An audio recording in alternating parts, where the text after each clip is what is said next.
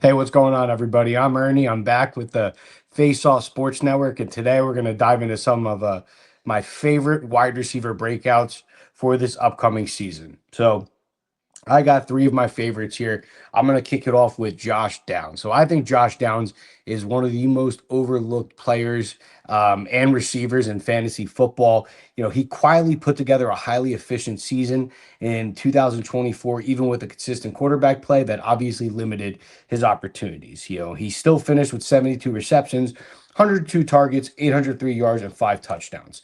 In some of the underlying numbers, he had an 85.1 PFF grade, and he had a 70% separation success rate, which was sixth best in the NFL. His PFF grade was 11th best in the NFL. These are elite metrics considering the quarterback play. And the real eye opener to me was Joe Flacco. When Joe Flacco took over for that 7 game stretch, in that 7 game with Flacco, Downs averaged 6.3 receptions, 68.6 yards per game, 10.9 yards per catch, and 3 touchdowns. If you projected those numbers over a full season, a 17-game season, he would have finished with 107 receptions, 1,166 receiving yards, and 7 touchdowns. In PPR scoring, that would have translated to 266 fantasy points, and that would have made him the wide receiver 8 between Terry McLaurin and CD Lamb. So this is the upside I'm talking about here. Like, to Josh Downs' defense, we haven't really seen him with a good quarterback. I think a lot of us bought into Anthony Richardson last year, right? And the upside, and obviously, the athletic profile and the rushing, there was a lot to like, but unfortunately the arm isn't there.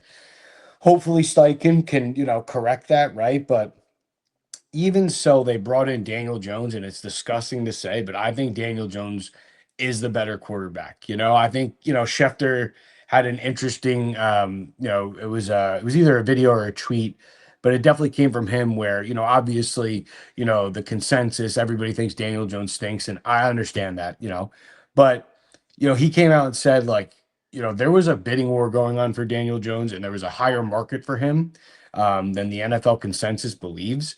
So I thought that was very interesting. And then, you look at the Colts setup. I think this is why we all like AR-15, is because the offensive side of the ball is awesome there. It's very fantasy friendly. They have good wide receivers. They have a good running game. They have a good offensive line. And Shane Steichen is a stud.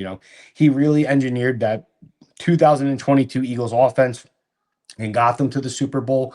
So, there's a lot to like about, that offense in theory, so if they were ever to get a competent quarterback, things could really take off. And I wouldn't be surprised, as disgusting as this is to say, if Daniel Jones wins that job. Like, I think, if you told a lot of people last year that Sam Darnold was going to have a good year, they would call you nuts. And I get it as well. But I think what a lot of people, they kind of downplay is how bad these New York teams are. I'm a Giants fan, so I watch them every Sunday. Like, their roster is truly terrible, from the offensive line to the offensive weapons, similar to the Jets when Darnold was there. So, unfortunately, how the NFL works is, if your team stinks, quarterback and coach are going to get the blame, and especially in New York. So I think Daniel Jones could definitely rebound this year with the setup they have. They have a better offensive line. They have better weapons. They have the better offensive coach. And I think that Daniel Jones is either going to start or he's going to pull the best out of Anthony Richardson. And either way, there's going to be better quarterback play this year. So I think, and I do think it's going to be Daniel Jones, right? I still think you'll see a lot of high volume because, Daniel and Steichen's offense have featured the slot receiver. So you're going to see a high amount of volume go to Josh Downs. I think he's in for a monster season. I am definitely a buyer. My second wide receiver is Ricky Pearsall. So I am a big Pearsall fan. So he's an underrated young stud. He was a beast at Florida. I don't know if you guys ever watched the catch that he made last year. It was versus Charlotte. It was, in my opinion, the best football catch I've ever seen in my life. So He is a stud. He's extremely athletic. I'll get into that in a little bit, but he had an extremely rough start to his career last year. So he was actually shot. Yes, he was literally shot, and then he was dealing with nagging injuries. So that kind of kept him off the field. And as a rookie, you kind of want to be, doing your learning, and you want to, be gelling with your team and practicing with everybody as much as possible, building that connection with your quarterback. And he didn't really get to do that. So I think that was the main reason for his slow start.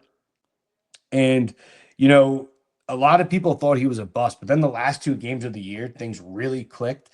Over those in that 2 game span, he had 18 targets, 14 catches, 210 receiving yards with 2 touchdowns. So that's the kind of upside we're talking about here with Pearsall. And the athletic profile backs that up. Last year's wide receiver class was stacked, and he was ranked really high in some certain, like his 3 cone was a 6.64. That was first. His 40-yard dash was 4.41, which is sixth. And, him and Purdy are starting to build a really good relationship on the field, and actually off the field. They're best friends. A fun nugget. They go golfing together, which I think is hilarious. So I think, this is a blossoming, connection here. And when you look at the Niners offense, it's actually low key loaded, right? You have Jennings, Ayuk, Ricky, and Kittle. So it's actually kind of murky. Like the player, it's like almost feels safer to invest in Brock Purdy, even if you're not a Brock Purdy fan. They have a good offensive setup, so he's gonna, have some big weeks. But the receiver, it's like, who's it? Because Jennings is a stud, Ayuk is a stud, right? I think at their respective ADPs and just the value, I am betting on Ricky. I think he's the safer bet. He's the more logical bet. Again, I'll be happy to be wrong because Juwan Jennings is a stud. Brandon Ayuk, when he's healthy, is one of the best separators in the NFL. So this really could go either way. I just think, Ricky is young. He's starting to take off, if he get hurt because he is a little injury prone, right? I think he's going to be in for, a big season, especially, in the future. So Ricky Pearsall to me is one of, my favorite breakouts. And my third and final receiver is Calvin Ridley. Yes, I know he's an established receiver. Everybody knows the name, right? But he had a down year last year, and obviously we could, point out the quarterback play, right? So that's why we're going to celebrate, because he finally gets a quarterback. So Cam Ward, obviously everybody knows he was the best quarterback in the class. The only one close to him was Jackson Dart. Cam Ward has a monster arm. So I think him and Ridley are going to be a lot of fun. Ridley is 30, but he could still ball, man. He has a lot of juice. I think there is a lot left in the tank. So when you look at the Titans roster, he's the only established receiver, right? They play in a really soft division in the AFC South. So there's going to be a lot of ugly games, a lot of shootouts, as they rebuild. So that really still ultimately translates to a favorable game script for fantasy football purposes, right? They're always going to be throwing. So I think Calvin Ridley is easily going to be this year's Terry McLaurin. Cam Ward would have to be an absolute bust for him not, or one of the rookie wide receivers like Alika Uminor, who I love. Completely breaks out, but I think he's going to be more of like a Robin to Ridley's Batman. Great player, underrated player. But I feel confident that Ridley is going to step into a monster target share. You have a young, hungry, rookie quarterback that wants to prove to everybody he's the best. He's going to have a gunslinger mentality. And who better to, rip the ball to than, the established veteran in Calvin Ridley. When you look at Ridley's numbers, he still had 1,000 yards last year, even with Will Levis and Mason Rudolph. That's amazing. And he still had a 75 PFF grade. I think in fantasy football, it's really rare when you could get a potential fantasy football wide receiver one in the 6th or 7th round of redraft leagues. So I think he is a smash pick at redraft. If you're a contender in Dynasty and he's on a rebuilding team, see if you can get him for cheap, right? Maybe a couple of late picks and go win that championship. But thank you for joining us, guys. These are my 3 favorite wide receiver breakouts for this upcoming season. I hope you enjoyed. Hope it helps you win your leagues, man. We'll join you. We'll catch you next time. Have a good one.